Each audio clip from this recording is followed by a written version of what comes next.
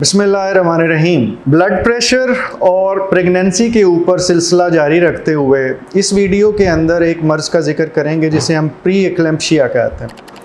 Pre एक्लेम्पशिया एक ऐसा मर्ज़ है जिसके अंदर प्रेगनेंसी के अंदर ब्लड प्रेशर हो और साथ ही साथ यूरिन के अंदर प्रोटीन भी आना शुरू हो जाए।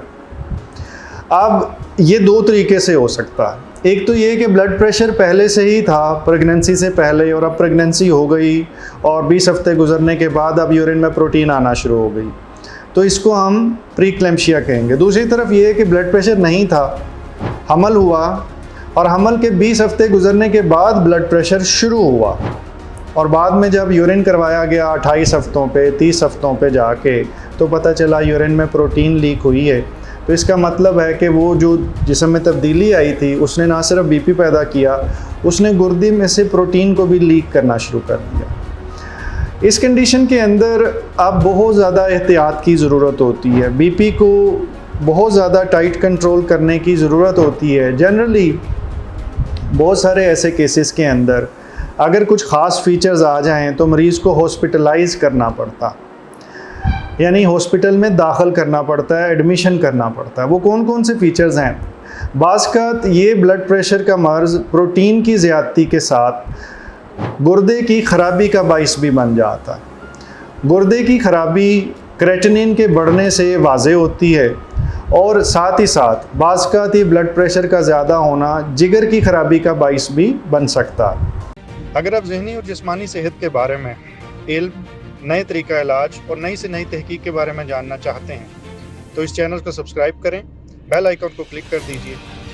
अगर वीडियो में कुछ अच्छा लगे तो लाइक एंड शेयर करें ताकि ये इल्म दूसरों तक पहुंच सके। इसके अलावा अगर ये बीपी बहुत ज़्यादा हो जाए तो कई दफ़ा दिल पे भारी पड़ जाता है और उसकी वजह से फेफड़ों में पानी इकट्ठा हो जाता है, हम इसे पल्मोनरी एडीमा कहते हैं। लेकिन इनमें से कोई भी फीचर अगर हो तो मरीज़ को फौरी तौर पे हॉस्पिटलाइज़ होना चाहिए, इसके इलाज होना चाहिए। वो कैसे करना है वो हॉस्पिटल के अंदर काफ़ी कम्प्लेक्स है तो उसकी डिटेल में मैं नहीं जाऊंगा, लेकिन इस सूरत के अंदर बच्चे की पैदाइश को जितनी जल्दी हो सके कर देना चाहिए। इसमें प्रेगनेंसी को ज़्यादा अरसे रखने से माँ की जान को भी ख़तरा हो सकता है और बच्चे की जान को भी ख़तरा हो सकता है। इसका फ़ैसला भी ज़ाहिर है आपका गायनेकोलॉजिस्ट और आपका फिजिशियन मिल के करेंगे, बहुत बड़ा फ़ैसला होता है।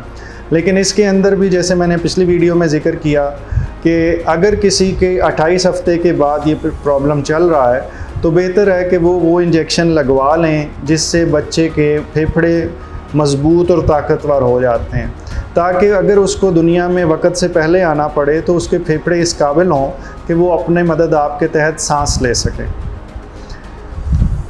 प्री एक्लेम्पशिया अगर बहुत बिगड़ जाए तो ये एक और मर्ज़ में कन्वर्ट होता है जिसे एक्लेम्पशिया कहते हैं।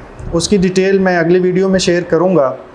इस वीडियो की रीहैश या समरी ये है कि ब्लड प्रेशर प्रेगनेंसी के साथ पहले से भी आ सकता है और इसके बाद भी आ सकता है, लेकिन आपने यूरिन का टेस्ट करवाते रहना है और अगर उसमें प्रोटीन ज़्यादा आती है तो इसका मतलब ये है कि ये मर्ज़ बिगड़ गया।